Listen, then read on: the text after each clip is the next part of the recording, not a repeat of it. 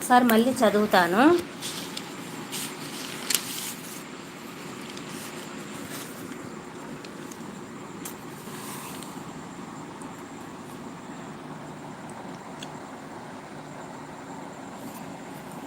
Hi friends, how are you?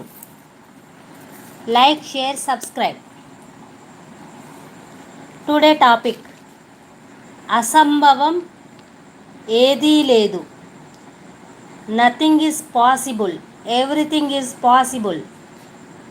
Impossible, nothing is impossible, everything is possible. అసంభవం అనేది ఏమీ లేదు. ఈ వాక్యం ఫ్రాన్స్ చక్రవర్తి నెపోలియన్ బోనాపార్టీది. అతడు ఒక బీద కుటుంబంలో పుట్టినప్పటికీ ప్రబల పురుషార్థం, దృఢ సంకల్పం చేత ఒక సామాన్య సైనికుడి నుంచి ఫ్రాన్స్ చక్రవర్తిగా ఎదిగాడు. సంకల్ప శక్తికి మరో ఉదాహరణ వినోబా భావే. బాల్యంలో వినోబా ఒకసారి తోటి విద్యార్థులందరితో కలిసి ఆడుకుంటున్నాడు. మీ పెద్దవాళ్లలో మహాత్ములు ఎవరని చర్చ వచ్చింది. ప్రతి పిల్లవాడు ఎవరో ఒక పూర్వీకుడి పేరు చెప్పగా చివరికి వినోబా వంతు వచ్చింది. అతడు ఏమీ చెప్పలేదు, కానీ మనస్సులోనే పూర్వీకుల్లో ఎవరు మహాత్ములు లేకపోతే నేనే స్వయంగా మహాత్ముడినై చూపిస్తాను అని గట్టిగా సంకల్పించుకున్నాడు. ఈ సంకల్ప సిద్ధికై అతడు తీవ్రమైన పురుష ప్రత్యామ్నాయ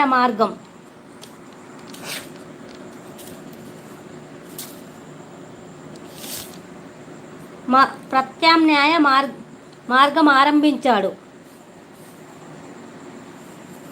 ఈ సిద్ధి పొంది చివరికి ఒక మహాత్ముడిగా రూపుదాల్చాడు. దృఢ సంకల్ప శక్తికి, ప్రజల ప్రయత్నానికి ఇదే పరిణామం. అందువల్ల దుర్బలమైన నిరాశావాద ఆలోచనలు మాని గట్టి సంకల్పం చేత పురుషార్థంలో లీనమవ్వండి. సామర్థ్యపు ఖజానా మీ వద్దనే ఉంది. విజయం తప్పక మీ పాదాలను తాకగలదు.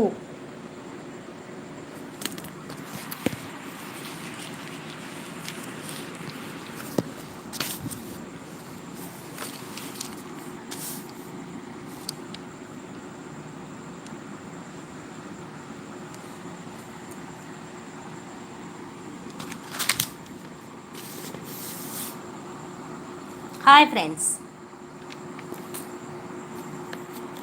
లైక్ చేయండి, షేర్ చేయండి, సబ్స్క్రైబ్ చేయండి. టుడే టాపిక్: అసంభవం ఏదీ లేదు. Nothing is impossible, everything is possible. అసంభవం అనేది ఏమీ లేదు.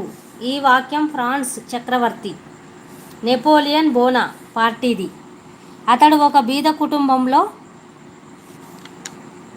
పుట్టినప్పటికీ ప్రజల పురుషార్థం, దృఢ సంకల్పం చేత ఒక సామాన్య సైనికుడి నుంచి ఫ్రాన్స్ చక్రవర్తిగా ఎదిగాడు.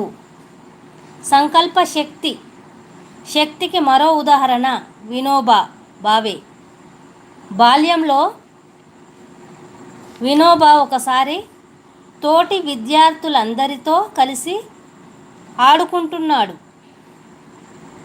మీ పెద్దవాళ్లలో మహాత్ములు ఎవరని చర్చ వచ్చింది. ప్రతి పిల్లవాడు ఎవరో ఒక పూర్వీకుడి పేరు చెప్పగా చివరికి వినోబా వంతు వచ్చింది. అతడు ఏమీ చెప్పలేదు, కానీ మనస్సులోనే